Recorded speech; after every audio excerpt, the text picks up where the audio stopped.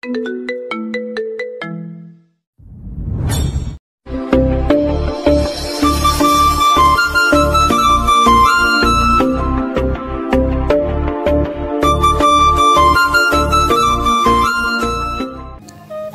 শাওন তাদের ক্লাসে চলে গেল।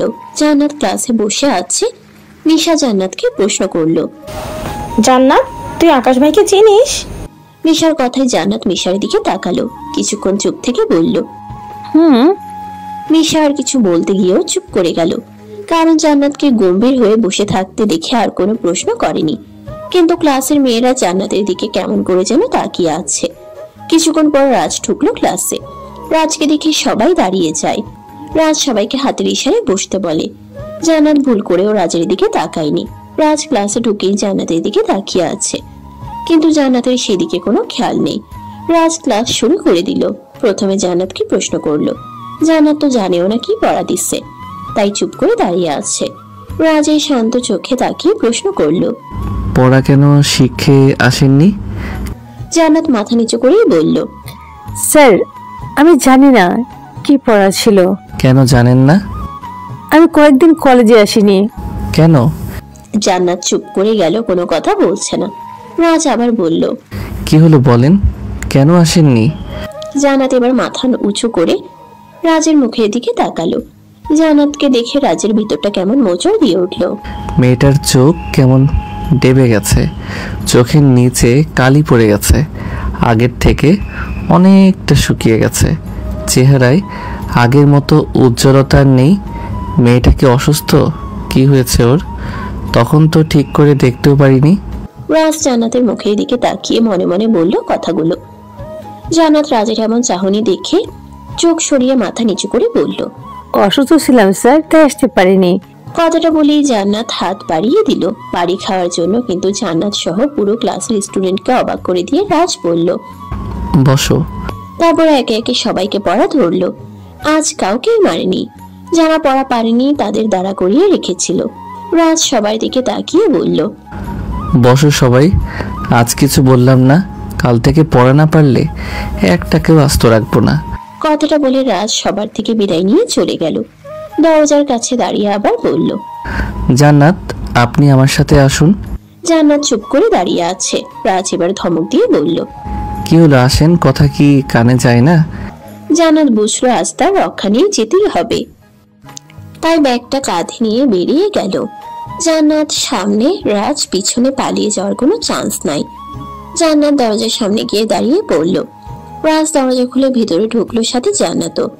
জান্নাত ভিতরে ঢুকতেই রাজ দরজা বন্ধ করে দিল। জান্নাত চমকে তাকালো রাজের দিকে। রাজ এক পা করে এগুচ্ছে, জান্নাত পিছাচ্ছে। একটা সময় জান্নাত দেওয়ালের সাথে লেগে যায়, পিছানোর আর কোনো জায়গা নাই। রাজ জান্নাতের দিকে তাকিয়ে বাঁকা হাসে। এতে জান্নাত শুকনো ঠোক গিলে। রাজ জান্নাতের দুই পাশে হাত রেখে জান্নাতকে আটকিয়ে ধরে, যাতে সে পালাতে না পারে। জান্নাত ভয়ে চোখ বন্ধ করে ফেলে। রাজ মুচকি হাসে। রাজ জান্নাতের কানের কাছে মুখ নিয়ে বলে, এত ভয় পেলে চলবে মিসেস আবরার?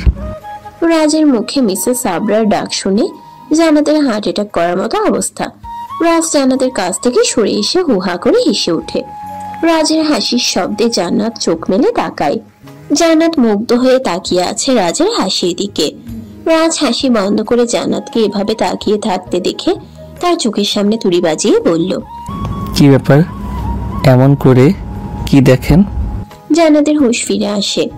জান্নাত তাড়াতাড়ি করে নিজেকে সামলিয়ে বলল, কই কিছু না স্যার, আমাকে কেন ডাকলেন স্যার? রাজ কিছু বলতে যাবে, তার আগেই জান্নাতের কাশি শুরু হয়ে গেল। জান্নাত মুখে ওড়না চেপে ধরে ওয়াশরুমে দৌড়ে গিয়ে দরজা লাগিয়ে দিল। রাজ অবাক হয়ে চেয়ে আছে, বুঝে উঠতে পারলো না কি হয়েছে। রাজ দ্রুত দরজার সামনে দাঁড়িয়ে বলল, জান্নাত, কি হয়েছে? আপনার দরজা খুলুন, ওপেন দ্য ডোর। জান্নাতের সাড়া পাচ্ছে না।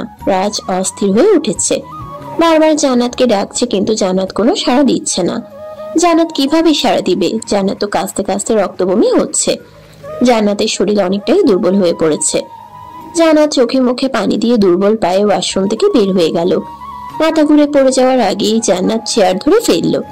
জান্নাত কথা বলার শক্তি পাচ্ছে না, তবুও বলল, স্যার, আমি একটু এখানে বসি।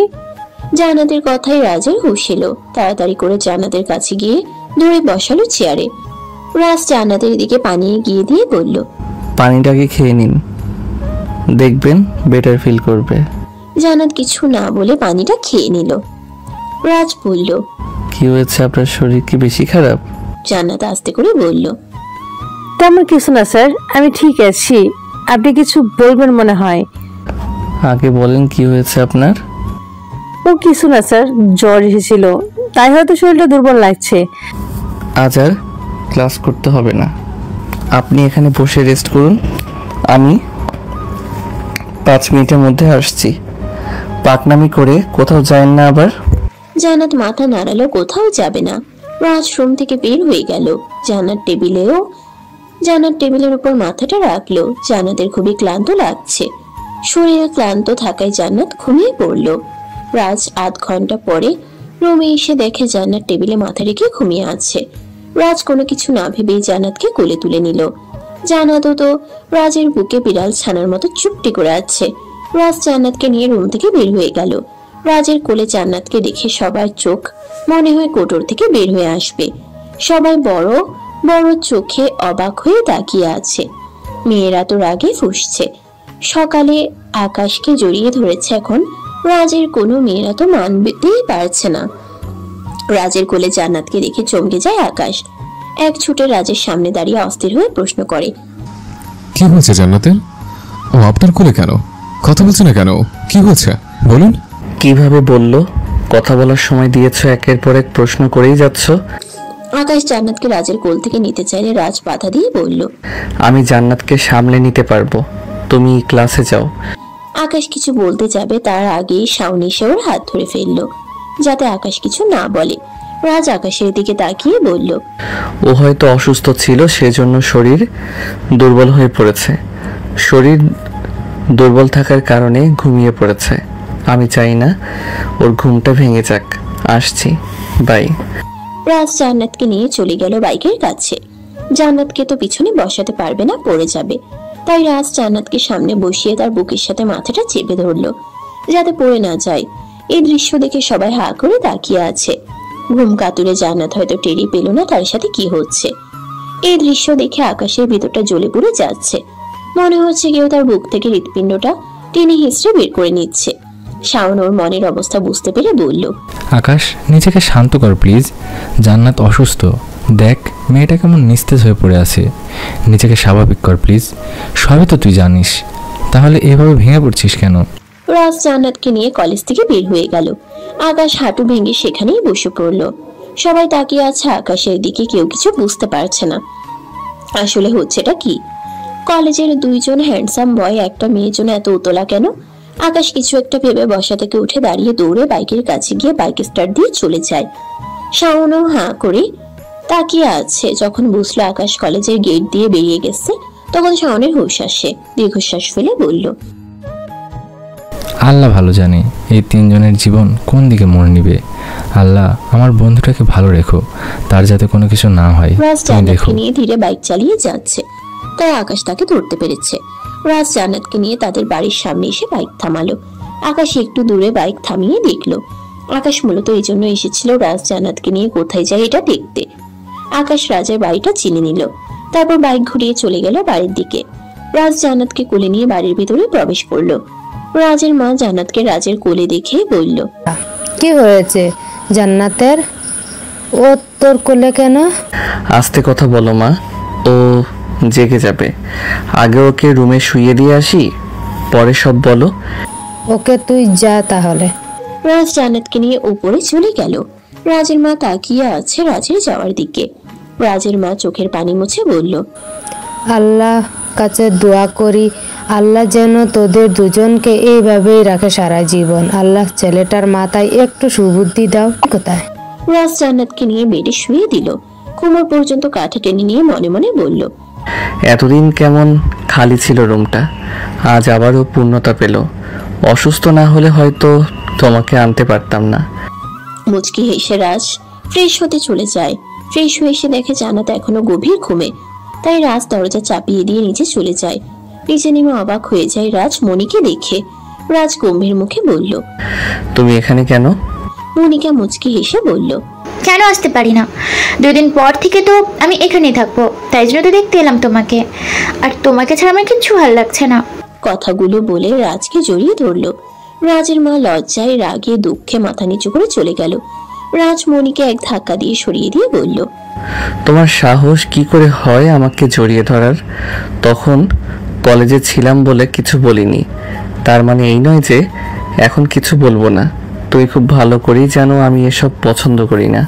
মনি ন্যাকা কান্না করে বলল, তাই বলে আমার সাথে এমন ব্যবহার করবে তুমি? আচ্ছা সরি, এখন বলো এখানে কেন এসেছো?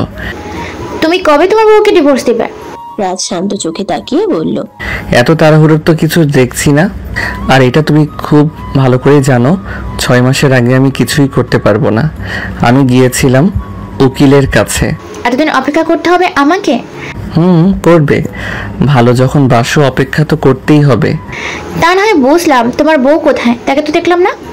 তাকে দেখে তোমার কাজ কি? আর ও বাড়িতে নেই। কোথায় গিয়েছে? এত কথা বলতে বাধ্য নই আমি, এখন আসতে পারো। তুমি আমাকে তাড়িয়ে দিচ্ছ? দিচ্ছি, যাও এখন। মনিকা চলে গেল। রাজ যেন হাফ ছেড়ে বাঁচল। মায়ের কথা মনে হতেই দীর্ঘশ্বাস ছাড়লো। কাকে কি বলবে সে নিজেই জানে না। রাজ নিজের কাছে ক্লিয়ার না সে কি চায়। রাজ আর খেলো না, চলে গেল নিজের রুমে। জান্নাত এখনো ঘুমিয়ে আছে। রাজ হাসলো, কিছুক্ষণ তাকিয়ে রইল জান্নাতের মুখের দিকে। তারপর সেও জান্নাতের পাশে গিয়ে শুয়ে পড়ল। জান্নাতের ঘুম ভাঙে বিকাল 4টায়। চোখ মেলে তাকিয়ে দেখে চারদিকে কেমন অন্ধকার। জান্নাত অনুভব করলো কেউ তাকে জড়িয়ে ধরে শুয়ে আছে। জান্নাত চমকে গেল, নিজেকে ছাড়িয়ে নিতে গিয়েও পারল না। শরীরে শক্তি থাকলে তো পারবে। জান্নাতের নড়াচড়ায় ঘুম ভেঙে গেল রাজের। রাজ ঘুম ঝরানো কণ্ঠে বলল, শুধু শুধু নিজের শক্তি খাটাচ্ছ। আমি না ছাড়লে তুমি ছুটতে পারবে না, তাই চুপ করে থাকো আর আমাকে শান্তিতে ঘুমাতে দাও। জান্নাত অবাকের চূড়ান্ত পর্যায়ে পৌঁছে গেছে। রাজ কই থেকে এলো আর সে কোথায়? জান্নাত আবার রাজকে ধাক্কা দিয়ে বলল, ছাড়ুন আমাকে, আমি আপনার মনি নই, আমি জান্নাত, ছাড়ুন। রাজ জান্নাতকে ছেড়ে দিয়ে উঠে গেল। রুমের লাইট জ্বালিয়ে দিল। এতক্ষণ জান্নাত উঠে গেছে। রাজ জান্নাতের দিকে তাকিয়ে বলল, আমি ভাবছিলাম মনিকে জড়িয়ে ধরেছি। তুমি এখানে কি করছো আমার রুমে কেন? আর কখন এলে তুমি? জান্নাত ভালো করে তাকিয়ে দেখে এটা আসলেই রাজের রুম, কিন্তু সে তো রাজের অফিস রুমে ছিল। এখানে কি করে এলো? আমি এখানে কি করে এলাম? আমি তো আপনার অফিস রুমে ছিলাম। আমি কি করে জানবো? তুমি তো বলবে। তুমি কই থেকে এলে? জান্নাত বুঝতে পারলো না সে কিভাবে এলো। তাই জান্নাত তাড়াহুড়ো করে বেড থেকে নামতে গেলে রাজ ধমক দিয়ে বলে, নামছো কেন বেড থেকে? এই তো আপনার রুম, আর আমি বুঝতে পারছি না এখানে কি করে এলাম। কিছুই মনে পড়ছে না। সরি, আমি এক্ষুনি চলে যাচ্ছি। রাজ আবার ধমক দিয়ে বলল, আর একটা কথাও বলবে না, আর না বেড থেকে নামবে। চুপ করে বসে থাকো। জান্নাত চুপ হয়ে গেল। রাজ জান্নাতকে অবাক করে দিয়ে কোলে তুলে নিল। জান্নাত বলল, কি করছে? নামান আমাকে। রাজ রাগী চোখে তাকাতেই জান্নাত চুপ হয়ে গেল। রাজ জান্নাতকে ফ্রেশ করিয়ে এনে বেডে বসিয়ে বলল, চুপ করে বসে থাকো, আমি আসছি। রাজ চলে গেল। জান্নাত চুপ করে বসে আছে। মাথাটা খুব ব্যথা করছে। জান্নাতের মাথা কাজ করছে না। জান্নাত চোখ বন্ধ করে বসে আছে। তখনই রাজ রুমে ঢুকে খাবার নিয়ে জান্নাতের কাছে গিয়ে বলল, কি হয়েছে? বেশি খারাপ লাগছে? জান্নাত চোখ মেলে তাকালো, কিন্তু কিছু বলল না। রাজ জান্নাতের পাশে বসে ভাত মাখিয়ে এক লোকমা জান্নাতের সামনে ধরলো, বলল, হা করো। জান্নাত একসাথে এত কিছু নিতে পারছে না, তাই প্রশ্ন করলো, স্যার কি হয়েছে আপনার? যাকে সহ্য করতেই পারেন না তাকে তো যত্ন করছেন কেন? রাজ জান্নাতের মুখে খাবার দিতে দিতে বলল, আপনার সাথে আমার যেভাবে হোক বিয়ে তো হয়েছে। আমি মানি আর না মানি, আপনি আমার বউ।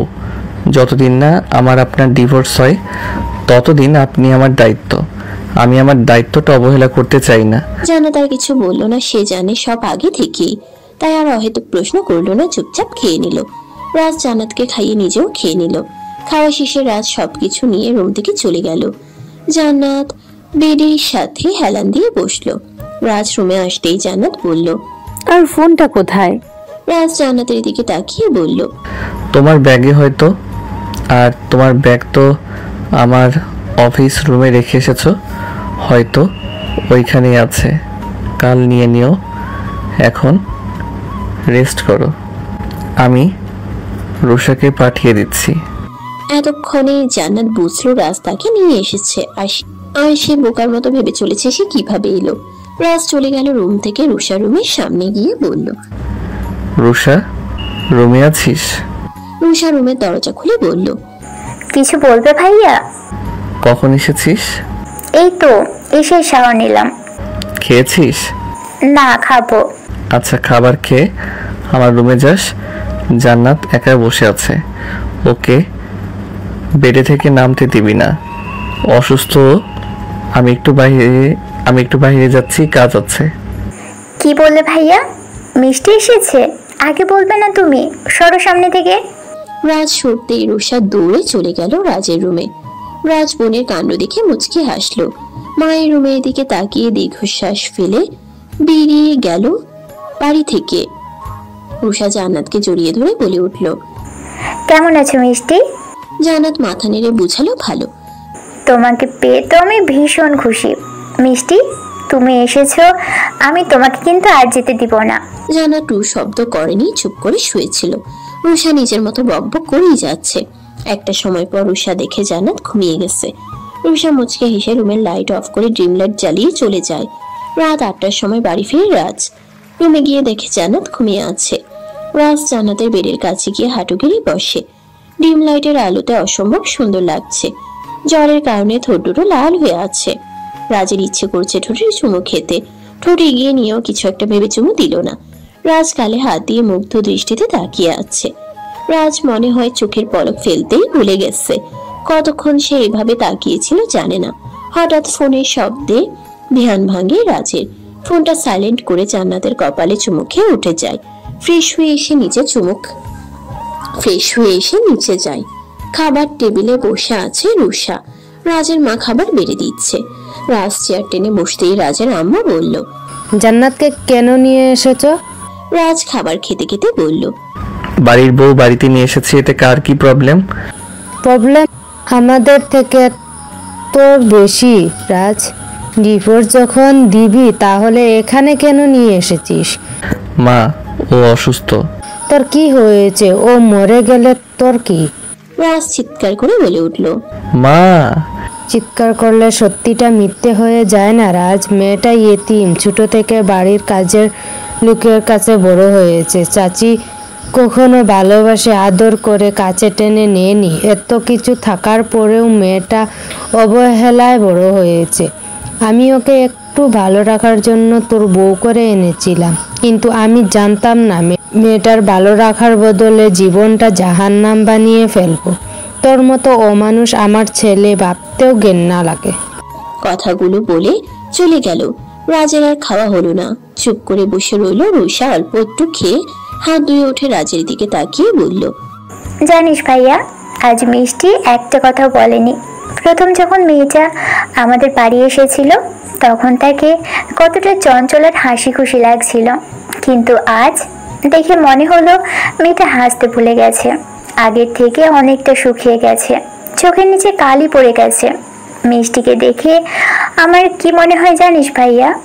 মনে হলো ও একটা জীবন্ত লাশ হয়ে গেছে। আমি মিষ্টির চোখে বাঁচার কোনো আগ্রহই দেখিনি। মানুষ যখন বাঁচার ইচ্ছেটা ভীষণ করে মরে যায় তখন মানুষ চুপ হয়ে যায়, অভিমান করতে ভুলে যায়। আর এই মেয়ে তো আপন বলতে কেউ ছিল না। ছোট থেকে অবহেলা অনাদরে বড় হয়েছে। নিজের দুঃখ কষ্ট কারো কাছে প্রকাশ করতে পারেনি। আমি দেখেছি তোর ভালোবাসা পাওয়ার জন্য মেয়েটা কত কষ্ট করেছে, কিন্তু মেয়েটা পারেনি। আজ মেয়েটা জীবন যুদ্ধে হেরে যাওয়া এক নারী। এখন হয়তো মেয়েটা দিন গুনছে কবে পৃথিবীর স্বার্থপর মানুষের থেকে দূরে যেতে পারবে। আমি তোকে আর মাকে কখনো ক্ষমা করব না। তোর সাথে জোর করে বিয়ে দিয়ে মেয়েটার জীবনটা পুরোপুরি শেষ করে দিল। আর তোর কথা বা কি বলবো? কথাগুলো বলতে বলতে রুষা কান্না করতে করতে রুমে চলে গেল। কথাগুলো রাজের বুকের ভেতরে তীরের মতো বিঁধল। নিজের অজান্তেই চোখ থেকে 2 ফোঁটা অশ্রু গড়িয়ে পড়ল। রাজও হাত ধুয়ে উঠে গেল। রুমে না গিয়ে ছাদে চলে গেল। আকাশের দিকে তাকিয়ে সিগারেট টানতে লাগলো। অন্যদিকে আকাশ বিকেলে বাড়ি এসে নিজের রুমে ঢুকেছে, আর বের হয়নি। আকাশের মা ছেলের রুমে গিয়ে দেখে রুমটা অন্ধকার। রুমে লাইট অন করে দেখে আকাশ হাঁটুতে মাথা গুজে দেওয়াল ঘেঁষে ফ্লোরে বসে আছে। আসিয়া বেগম ছেলের কাছে গিয়ে অস্থির হয়ে বলল, আকাশ কি হয়েছে তোর? এভাবে বসে আছিস কেন বাবা? কি হয়েছে? আকাশ মাথা তুলে মায়ের দিকে তাকায়। আসিয়া বেগম চমকে যায়। আকাশের চোখ দুটো অসম্ভব লাল হয়ে আছে। আসিয়া বেগম আবার বলে, কি হয়েছে বল আমাকে, বল বাবা। আকাশ কিছুক্ষণ চুপ থেকে বলল, আমি একটা কথা বলবো। হ্যাঁ বাবা বল, কি বলবি? আচ্ছা আম্মু, তুমি আমার জন্য কত কষ্ট করেছো, তাই না? 10 মাস 10 দিন আমাকে নিজের গর্ভে ধারণ করেছো। আমাকে গর্ভ নিয়ে ঠিক মতো খেতে পারোনি, ঘুমাতে পারোনি। আমাকে জন্ম দিয়ে গিয়ে প্রসব বেদনায় ছটফট করেছো। আমাকে জন্ম দিতে গিয়ে তোমাকে কত কষ্ট করতে হয়েছে। তার থেকে বড় কথা, নিজে খেয়ে না খেয়ে আমাকে মানুষ করেছো। কখনো কষ্ট পেতে দাওনি। কোথায় খেলতে গিয়ে আঘাত পেলে আমার থেকে তুমি বেশি কষ্ট পেয়েছো। আমি কান্না করলে আমার সাথে তুমিও কান্না করতে, এখনো করো। তো কি হয়েছে বাবা? তুই তো আমার সন্তান, তোর জন্য করব না তো কার জন্য করবো বাবা? তুই তো আমার নারী ছেড়ে ধন। তুমি আমার জন্য এত কিছু সাফার করেছো, এত কষ্ট পেয়েছো, তবু আমি কেন তোমার জন্য এত কষ্ট পাচ্ছি না আম্মু? ওই মেয়েটা আমার জন্য কিছুই করেনি, তবু কেন ওকে ছেড়ে বাঁচতে পারছি না? কেন কেন আম্মু, কেন? জান্নাতকে ছেড়ে মরে যেতে ইচ্ছে করছে। আমার খুব কষ্ট হচ্ছে আম্মু, বলো না আম্মু, তুমি আমার জন্য এত কিছু করেছো, তবু কেন তোমার জন্য আমার এত কষ্ট কেন হয়নি? তোমার জন্য কখনো মরে যেতে ইচ্ছে করেনি, কিন্তু মেয়েকে ছেড়ে কেন বাঁচতে পারছি না? কেন আম্মু, কেন? উত্তর দাও আম্মু। আসিয়া বেগম কি বলবে বুঝতে পারছেন না। আসলেই কি বলা উচিত তাও জানা নাই। ছেলের কষ্ট দেখে আসিয়া বেগমের চোখ থেকে পানি পড়ছে। ছেলেকে টেনে তুলে বেডে বসিয়ে দিল, হাতের কাপড় দিয়ে বলল, যাও ফ্রেশ হয়ে আসো। আকাশ কিছু বলতে গেছে, আসিয়া বেগম আবার বলল, চুপ আকাশ, আর একটা কথাও না। তুমি কি চাও আমিও তোমার বাবার কাছে? আসিয়া বেগম আর বলতে পারলেন না। তার আগে আকাশ মায়ের মুখ চেপে ধরে বলল, না মা, এসব বলো না। হারাতে হারাতে আমি ক্লান্ত। আমি তোমাকে হারালে এবার মারাই যাবো আম্মু। চুপ, আর একটাও বাজে কথা না। যাও ফ্রেশ হয়ে আসো। আকাশ ওয়াশরুমে চলে গেল। আসিয়া বেগম দীর্ঘশ্বাস ফেলে রুম থেকে বের হয়ে রান্নাঘরে চলে গেল। খাবার নিয়ে আবার রুমে ঢুকলো। আকাশকে জোর করে অল্প কিছু ভাত খাইয়ে দিল, মাথা মুছিয়ে দিল ভালো করে, তারপর শুয়ে পড়তে বলল। আকাশ তাই করলো। আসিয়া বেগম ছেলের মাথায় হাত বুলিয়ে দিতে লাগলেন। একটু পরে আকাশ ঘুমিয়ে গেল, কারণ খাবারের পানির সাথে ঘুমের ওষুধ মিশিয়ে খাইয়ে দিয়েছে। নয়তো আরো পাগলামি করত। ছেলের কপালে চুমু দিয়ে বল, যদি কোনো উপায় থাকতো আমি জান্নাতকে তোর কাছে এনে দিতাম বাবা, কিন্তু এখন যে সম্ভব না। জান্নাত অন্য কারো বউ, আমি কি করে তাকে তোর কাছে এনে দিব? জান্নাত আর তুই দুজনের জন্য নিষিদ্ধ হয়ে গেছিস। কি করে বোঝাই তোকে, কি করে বোঝাই? ছেলের কপালে চুমু খেয়ে বলল। কথাগুলো বলে কান্না করতে লাগলো আঁচলে মুখ গুজে। রাত একটা জান্নাতের খুব ভেঙে যায়। শরীরে এখনো প্রচুর জ্বর। জান্নাতের খুব পানি পিপাসা লাগছে। জান্নাত শোয়া থেকে উঠে বসে রুমের চারপাশে চোখ বুলালো, কেউ নেই। জান্নাত আস্তে আস্তে উঠে দাঁড়ালো। শরীর দুর্বল থাকার কারণে শরীর কাঁপছে।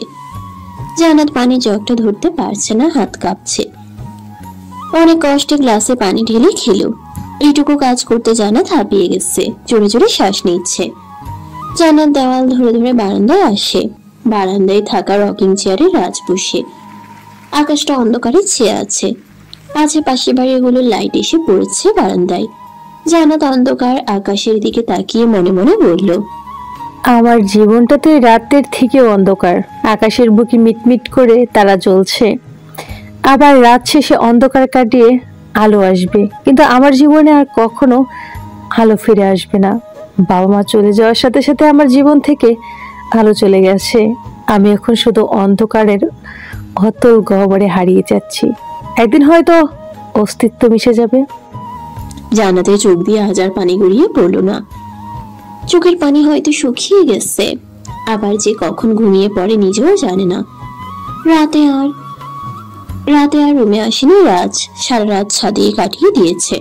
তার হয়তো মনেও নেই ঘরে তার অসুস্থ বউ আছে। রাতের অন্ধকার কাটিয়ে চারদিকে ভোরের আলো ফুটতে শুরু করেছে। পাখিরা কিচিরমিচির শব্দ করছে। সারা রাত না ঘুমিয়ে 5টার দিকে রুমে আসে রাজ। জান্নাতকে কোথাও দেখতে না পেয়ে চমকে যায়। বারান্দার দরজা খুলে দেখে, সেদিকে এগিয়ে যায়। গিয়ে দেখে জান্নাত সেখানে ঘুমিয়ে আছে। রাজ স্বস্তি নিঃশ্বাস ফেলে এগিয়ে গেছে জান্নাতের দিকে। কপালে হাত রাখতেই চমকে গেল রাজ। জ্বরে গা পুড়ে যাচ্ছে। রাজ রান্নাঘরে গিয়ে স্যুপ বানিয়ে নিয়ে এলো। জান্নাতকে ডাক দিল, জান্নাত, এই জান্নাত উঠো। জান্নাত একবার চোখ মেলে আবার চোখ বন্ধ করে নিল। রাজ ভেজা কাপড় দিয়ে মুখ মুছিয়ে দিল। তারপর জোর করে একটু স্যুপ খাইয়ে ওষুধ খাইয়ে দিল। রাজ সবকিছু রান্নাঘরে রেখে রুমে ফিরে এসে ওয়াশরুমে চলে গেল। একেবারে গোসল করে বের হলো। কলেজের জন্য রেডি হয়ে নিল। জান্নাতকে একবার দেখে নিল সে এখনো ঘুমিয়ে আছে। আস্তে করে কোলে তুলে নিয়ে বেডে শুয়ে দেয়। তারপর রুম থেকে বের হয়ে নিচে চলে যায়।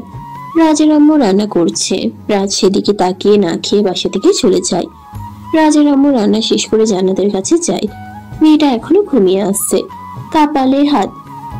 কপালে হাত দিয়ে দেখে এখনো জ্বর আসছে। জান্নাতকে না ডেকে রুম থেকে বের হয়ে যায়। সকাল 10টা। আকাশের ঘুম ভেঙে যায়। মাথাটা কেমন ভার ভার লাগছে। আকাশ মাথা চেপে ধরে কিছুক্ষণ বসে থাকে। তারপর উঠে ওয়াশরুমে চলে যায়। গোসল করে বের হয়। এখন আকাশের ভালো লাগছে। হঠাৎ কালকের কথা মনে পড়তেই তাড়াতাড়ি রেডি হয়ে নিচে নেমে আসে। আসিয়া বেগম সোফায় বসে দেখছে। আকাশকে আসতে দেখে উঠে দাঁড়িয়ে বলল, কোথায় যাচ্ছিস তাড়াহুড়ো করে? আম্মু, আসছি আমি। আকাশ বাড়ি থেকে বেরিয়ে যেতে যেতে বলল, আমি খেয়ে নেব না, চিন্তা করো না। আসিয়া বেগম দীর্ঘশ্বাস ছাড়লো। কি বা করবেন তিনি। আকাশ শাওনকে নিয়ে পৌঁছালো রাজের বাড়িতে। কলিং বেল বাজাতেই রুষা দরজা খুলে দিল। সামনের অপরিচিত দুটো ছেলেকে দেখে বলল, কে আপনারা আর কাকে চাই? আকাশ কোনো ভূমিতা ছাড়াই বলল, জান্নাতের সাথে দেখা করতে এসেছে। রুষা অবাক হয়ে বলল, মিষ্টির সাথে? কিন্তু আপনারা কে? আকাশের বিরক্ত লাগছে শাওন বুঝতে পেরে বলল, আমরা জান্নাতের ফ্রেন্ড। কাল ও খুব অসুস্থ ছিল, তাই দেখতে এলাম। ও আচ্ছা, আসুন ভিতরে। আকাশ আর শাওন ভিতরে ঢুকলো। এদিক ওদিক তাকিয়ে রুষাকে জিজ্ঞাসা করলো, জান্নাত কই? মিষ্টি তো অসুস্থ, তাই এখনো শুয়ে আছে। আসুন আমার সাথে। রুষা রাজের রুমে নিয়ে গেল। জান্নাতের ঘুম ভাঙতে শোয়া থেকে উঠোক বসে। কিছুক্ষণ চুপ করে বসে থেকে বেড থেকে নেমে দাঁড়ায়। এক পা সামনে বাড়াতেই শরীর দুর্বল থাকায় ব্যালেন্স হারিয়ে পড়ে যেতে নিলে তার আগে কেউ ধরে ফেলে। জান্নাত ভয়ে চোখ খিচে বন্ধ করে আছে। ব্যথা পায়নি তাই চোখ মেলে তাকিয়ে চোখের সামনে আকাশকে দেখে অবাক হয়ে যায়। স্বপ্ন ভেবে চোখ বন্ধ করে আবার তাকায়। না, এবার সে আকাশকে দেখে। আকাশ জান্নাতের বিষয়টা বুঝতে পেরে জান্নাতকে সোজা করে দাঁড় করিয়ে বলে, আমি তোর স্বপ্ন না, বাস্তব। আর একটু হরিতে পড়ে যেতে, তখন কি হতো? জান্নাত এখনো ড্যাব ড্যাব করে তাকিয়ে আছে। জান্নাতের বিশ্বাসই হচ্ছে না আকাশ তার সামনে। আকাশ জান্নাতকে ধরে বেড়ে বসিয়ে দেয়। তারপর জান্নাতের সামনে হাঁটু গেড়ে বসে জান্নাতের হাত ধরে বলে, কখন থেকে জ্বর এসছে আবার? জান্নাত চুপ করে আছে, কোনো কথা বলছে না, শুধু তাকিয়ে আছে। আকাশ আবার বলে, কি হলো, কথা বলছিস না কেন? জান্নাতের হুঁশ ফিরে আসে। তারপর আস্তে করে বলে, কলেজ থেকে আসার পর থেকে। কিছু খেয়েছিস? জান্নাত চুপ করে আছে। আকাশ রুষার দিকে তাকিয়ে বলল, অসুস্থ মানুষটাকে এইভাবে ফেলে রেখেছেন? রুষা আমতা আমতা করে বলল, আসলে থাক, আর কিছু শুনতে চাই না, আপনি খাবার নিয়ে আসুন। রুষা মাথা নিচু করে চলে গেল।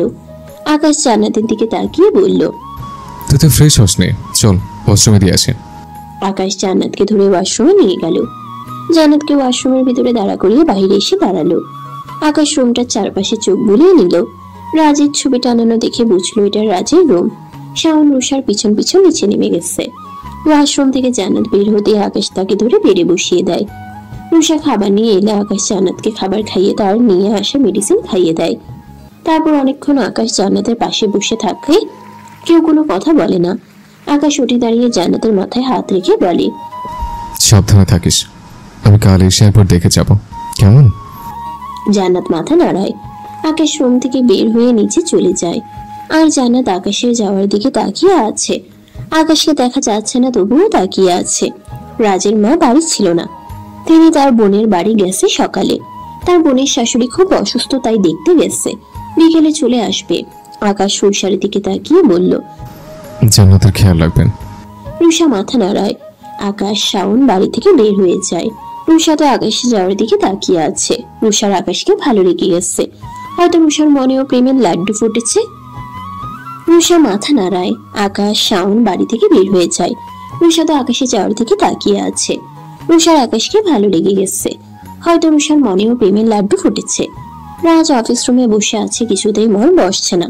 তার মন পড়ে আছে বাড়িতে জান্নাতের কাছে। ক্লাসও ঠিক মতো নিতে পারেনি। রাজ কলেজ থেকে বের হয়ে কোথাও একটা চলে গেল। আকাশ আর কলেজে যায়নি। সারাদিন রুষা জান্নাতের অনেক খেয়াল রেখেছে। আকাশের কথা অক্ষরে অক্ষরে পালন করেছে রুষা। রাজ বাড়ি ফিরেছে রাত 8টার সময়। মুখটা কেমন শুকনো লাগছে। কারো দিকে না তাকিয়ে রাজ নিজের রুমে চলে যায়। রুমে জান্নাত নেই। রাজের বুকের ভেতর মোচড় দিয়ে উঠে। অস্থির হয়ে জান্নাতকে খুঁজতে থাকে। পুরো বাড়ি খুঁজে ফেলেছে রাজ। রুষার রুমে নাই। রাজ দৌড়ে যায় ছাদে, না সেখানেও নেই। রাজ হাঁটু গেড়ে বসে পড়ে। আমি আর পারছি না নিজের সাথে যুদ্ধ করতে। আমি বড্ড ক্লান্ত হয়ে গেছি। আমার জন্য জান্নাতের আজ এমন অবস্থা। আমি তাকে বলতে পারছি না আমি তাকে ভালোবাসি। আমি তাকে কাছে টেনে নিতে পারছি না। কি করব আমি এখন? রাজ টুকরে কেঁদে উঠল। তারপর কিছু একটা ভাবলো আর মনে মনে বলল, যার জীবনের কোনো গ্যারান্টি নাই, সে আবার কাকে হারানোর ভয় করবে? কথাটা বলে উঠে দাঁড়ালো রাজ। নিজের রুমে ফিরে এলো। হঠাৎ চোখ যায় বারান্দার দিকে। সকালে জান্নাত তো বারান্দায় ছিল। রাজ এক প্রকার দৌড়ে গেল বারান্দায়। গিয়ে দেখে জান্নাত রকিং চেয়ারে বসে আছে। রাজ হুট করে জান্নাতকে জড়িয়ে ধরলো। এতে জান্নাত চমকে গেল।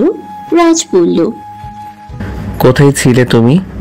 আমি তোমাকে সারা বাড়ি খুঁজেছি। জান্নাত রাজকে দেখে আর কিছু বলল না, চুপ করে আছে। রাজ দীর্ঘশ্বাস ছেড়ে উঠে দাঁড়িয়ে জান্নাতের কপালে হাত রাখে। শরীর হালকা গরম। রাজ আর কিছু না বলে ফ্রেশ হতে চলে যায়। রাজ ঝর্ণা ছেড়ে ঝর্ণার নিচে বসে ঠুকরে কেঁদে ওঠে। ছেলেদের নাকি কান্না করতে নেই। আচ্ছা, রাজের কি হয়েছে যে এমন করে কান্না করছে? 1 ঘন্টা পরে ওয়াশরুম থেকে বের হলো। রাজ চোখ দুটো অসম্ভব লাল হয়ে আছে। রাতে রাজ জান্নাতকে খাবার খাইয়ে ওষুধ খাইয়ে দেয়। দেখতে দেখতে কেটে যায় 15 দিন। জান্নাত সুস্থ। আকাশ রুষা রাজের যত্নে সেরে উঠেছে, কিন্তু জান্নাত কারোর সাথে তেমন কথা বলে না।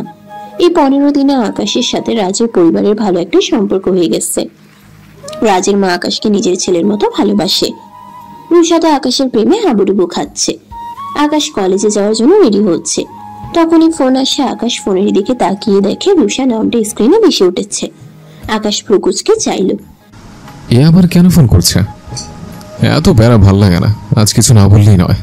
বিরক্ত নিয়ে কথাগুলো বলে আকাশ, কারণ রুষা আকাশকে প্রতিদিন ফোন দেয়, যেটা আকাশের কাছে অনেক বিরক্তির।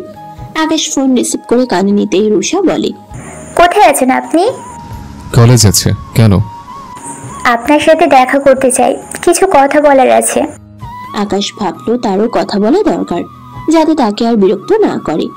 তাই আকাশ বলল, ওকে, তুমি কলেজের পাশে যে পার্ক আছে সেখানে চলে আসো। ওকে। আকাশ কল কেটে দিয়ে কলেজের জন্য বের হলো। রাজ তার বাইকে করে জান্নাতকে নিয়ে আজ কলেজে এসেছে। জান্নাত আসতে চায়নি, কিন্তু রাজ জোর করে নিয়ে এসেছে। সবাই তাকিয়ে আছে রাজ আর জান্নাতের দিকে। জান্নাতের খুব অস্বস্তি হচ্ছে। রাজ বাইক থামিয়ে জান্নাতকে বলল, এখানে দাঁড়াও, আমি বাইক পার্ক করে আসছি।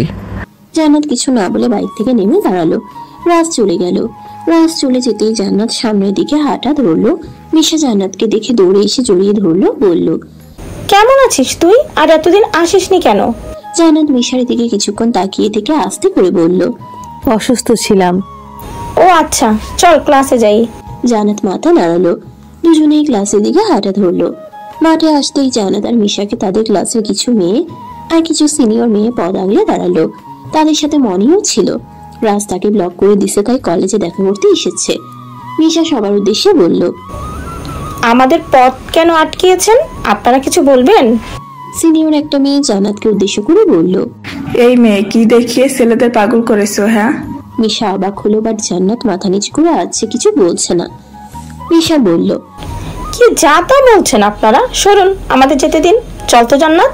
এই বলে মিশা জান্নাতের হাত ধরে নিয়ে যেতে গেলে একটি মেয়ে বলল, আমরা কি যেতে বলেছি ওকে? তুই যা, আমাদের ওর সাথে কথা আছে। এই মেয়ে, তোকে বলছি, শুনতে পাচ্ছিস না? এই কলেজে সুদর্শন 2 ছেলে সবার ক্রাশ। তোর পিছনে কেন ঘুরে? কি জাদু করেছিস তুই? আরেকটি মেয়ে বলল, আকাশকে এতবার প্রপোজ করার পরও বারবার রিজেক্ট করছে, কখনো ফিরেও তাকায়নি, কিন্তু তুই আসার পর থেকেই তোর সাথে চিপকে থাকে। আচ্ছা, শরীর দেখিয়ে বশ করিস নাকি আকাশকে?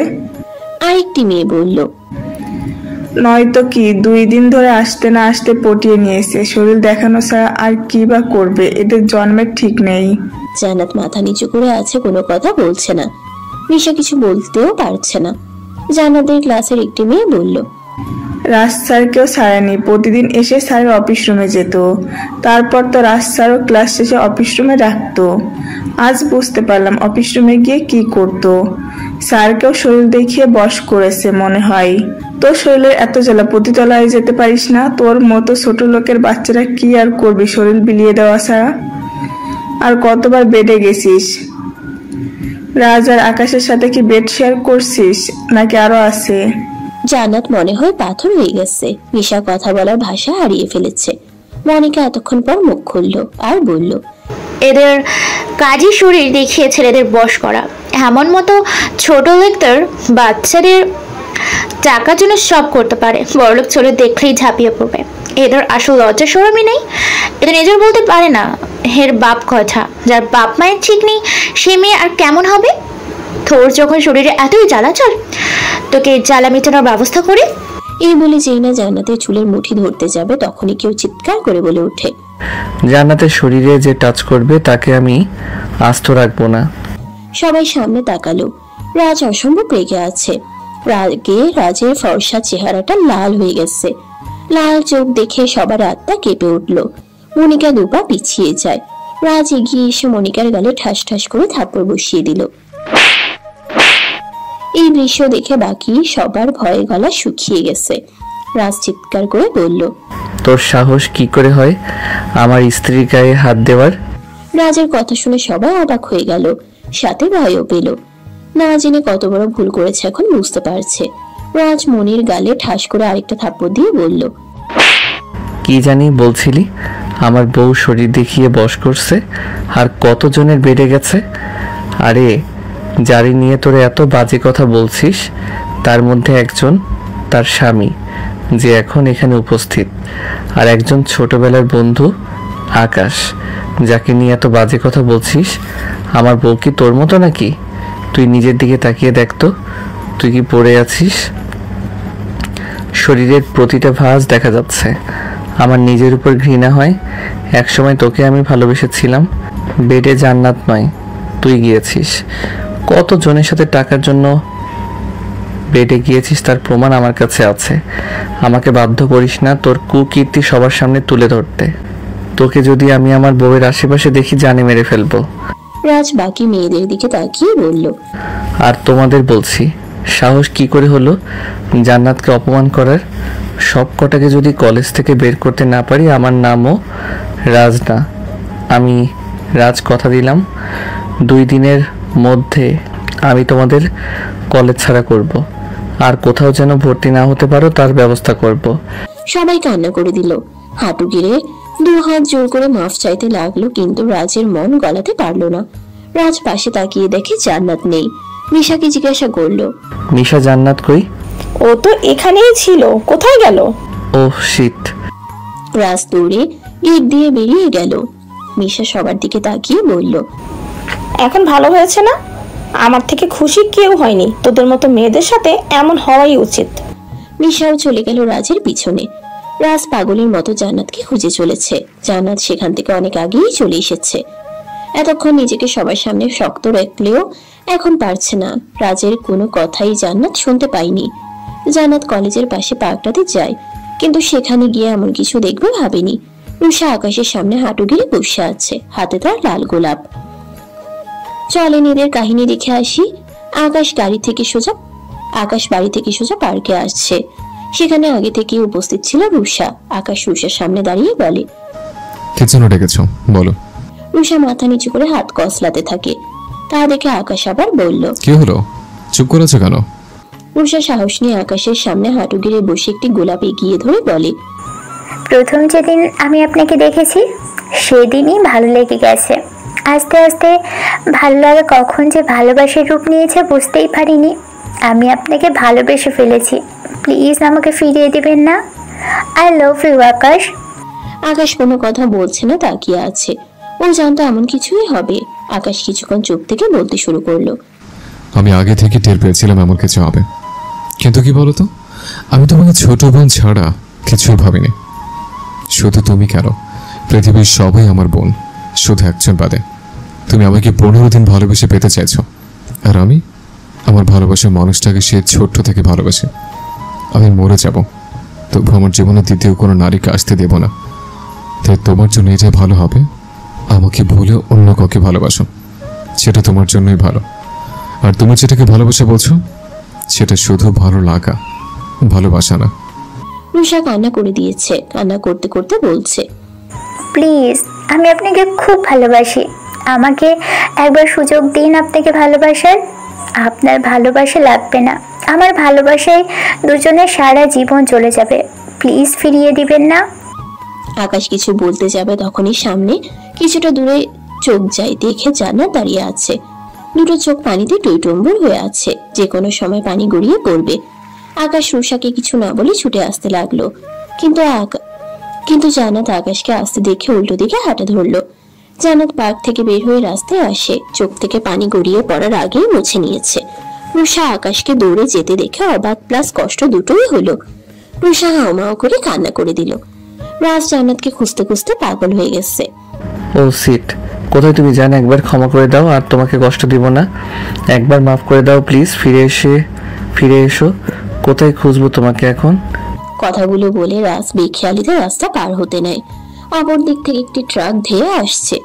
জান্নাত সেটা দেখতে পেয়ে ভয় পেয়ে যায়। কোনো কিছু না ভেবে দৌড়ে গিয়ে রাজকে ধাক্কা দেয়। রাজ গিয়ে ছিটকে পড়ে যায়।